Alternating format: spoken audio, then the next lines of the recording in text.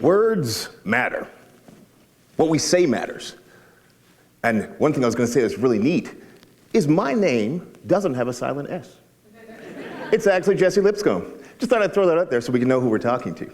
The funny thing about words is we use them flippantly, but sometimes we fail to realize how important they are and how much they can actually move people. Now, I've heard this saying before. If you've heard this before, put your hands up. Sticks and stones can break my bones, but names can never hurt me. You heard that before? Yeah, exactly. It's a lie. It's a straight up lie. I got a story about when I lived in Atlanta, Georgia. I went to school there. Went to school at Morehouse College. It was an all-black college university. Samuel Jackson went to school there. Spike Lee went to school there.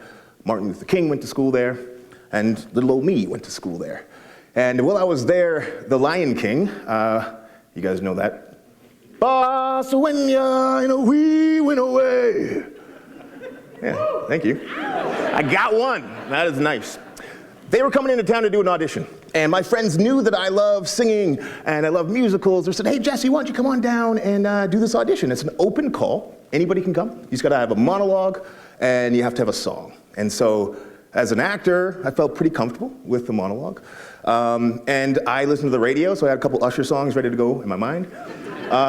So I went down to the audition. I get there and I see professional musician and musical theater people with their sheet music, and they walk different, and they just were ready to go. And I came in there I didn't even know what sheet music was at the time. And I remember I went for my audition, and I did my monologue. I thought I did pretty well. And then they asked me, well, what song are you doing? Can you hand me your sheet music? And I said, I don't know what is sheet music? And then the pianist looked at me. And he, well, if you don't have any sheet music, pick one of these 3 songs. I'm like, okay. I looked over there, like, Somewhere Over the Rainbow. I know that song. It's different when you know a song and then you remove everything you know and it's just you. And when he decides to play it really high. And when it sounds like this. Somewhere over the rainbow. And I'm sweating, dripping. I know I'm doing horrible. I know it's not going well. After I finish singing, the 2 judges, they look at each other.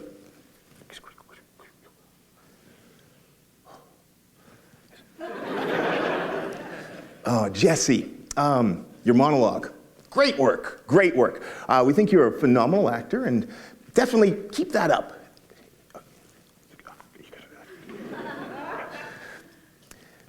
We collectively think that you should probably never sing again. Yeah, exactly. They laughed at me. Sticks and stones can break your bones, but names can never hurt you is a lie. I literally was crushed. I love singing. I know I did horrible. I know it was a horrible audition.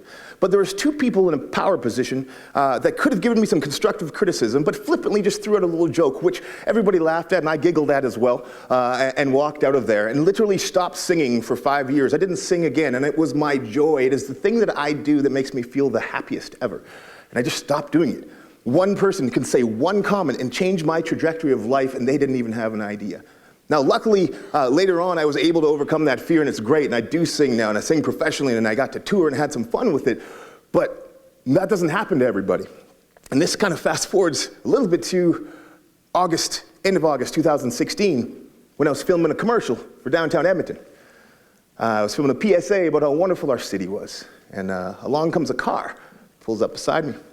I roll down their window, and what I'm about to say right now is something that I've never said in probably over a decade.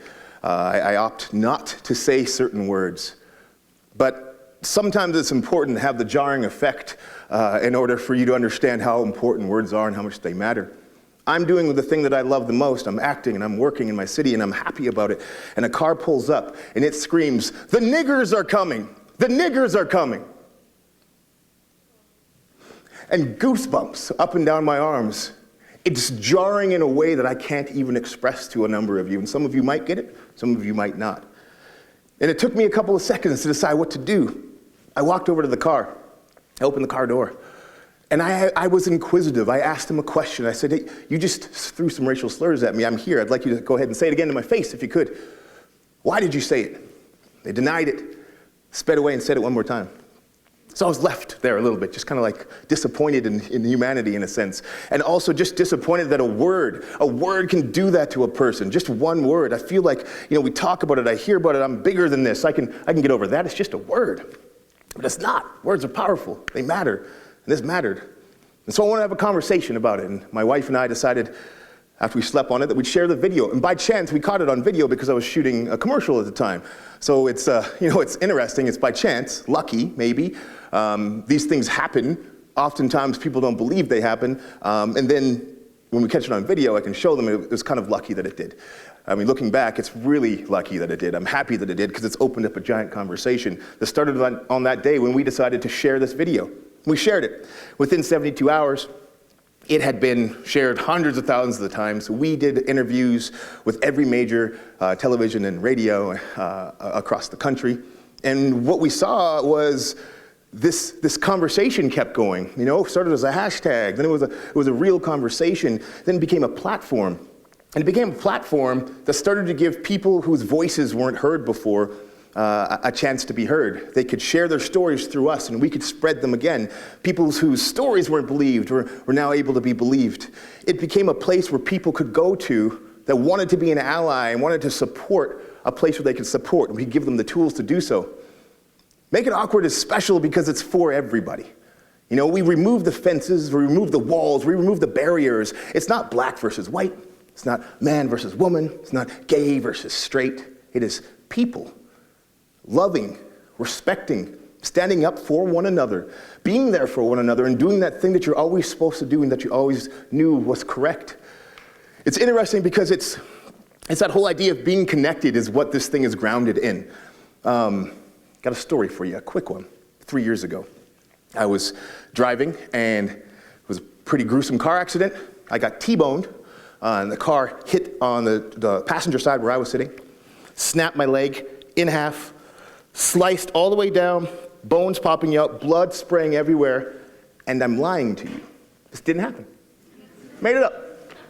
But here's a neat thing. I haven't met lots of you before, but for some reason, you squirmed in your seat. You had a physical reaction for me. I'm telling you a story, and we're so connected in such a short period of time that your brain decided to shoot some synapse gaps and fire something in your body to make you squirm and wiggle in your seat because you are connected to me. We're connected to each other. We matter to each other. You matter to me.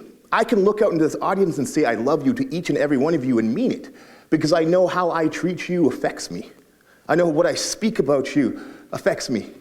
And the hope is that we start to believe and work in those similar ways so that this isn't a world where we just walk around in our own little space all by ourselves until we die. This is a place where we actually can understand the power of our words, the power of our actions. Make It Awkward allows us to have a different choice in the face of discrimination than anger or silence.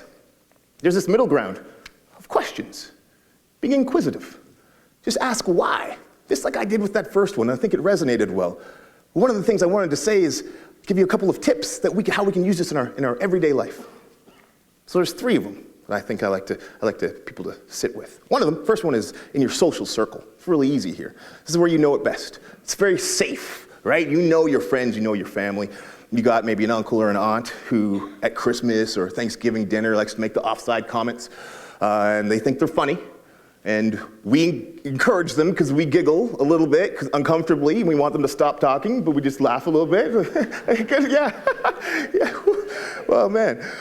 So that guy, that's a very easy way to start. That's where instead of giving him that positive reinforcement, instead, it's like a stand-up comic. If he says a joke and it falls flat, they scratch it off the set list, okay? So that's the idea. You want to make sure that these guys are no longer saying things like this. You just say, hey, uncle, I didn't get that joke.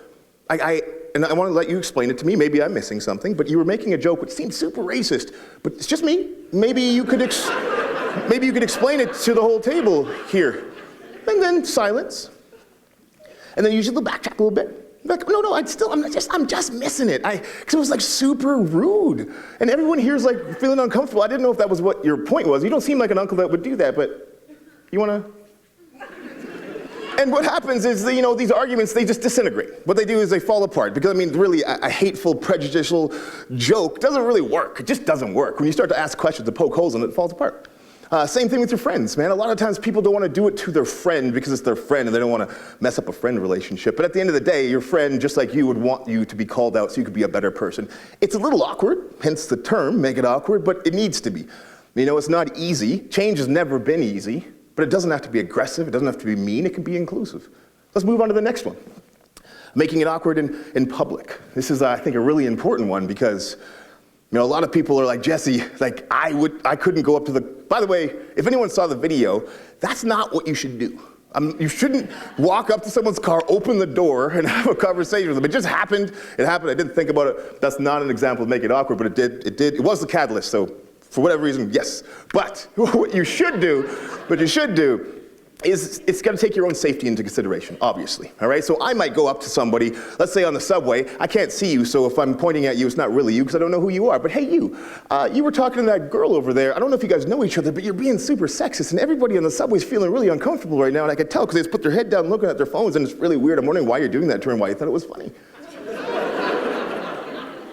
Oh. No, okay, all right. So I might do that because, I'm 6'4", 260. But maybe, but maybe someone else doesn't feel that same level of physical safety. Instead, why don't we make sure that victim doesn't feel alone anymore, right? So let's say that same thing's happening. Go up to the victim and just ignore that guy. Hey, don't worry about him. You're not alone. We're actually all here with you. Let him be alienated and feel awkward. But the idea is you're not alone. We're connected. And what we normally do is we put our head down and we pretend, right? We pretend that it's not about us, and we hope it just disappears. The third one, which is kind of the weirdest one I think of all, is social media. It's a hard one in that world. And I say, if anything, pick your battles. The trolls are strong. They are strong army.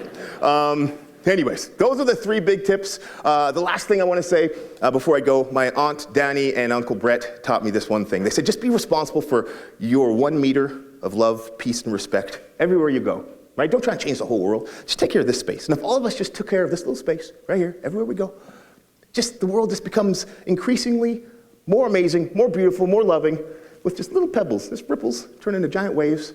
And I think that's an idea worth sharing. So thank you kindly, guys. I'm Jesse.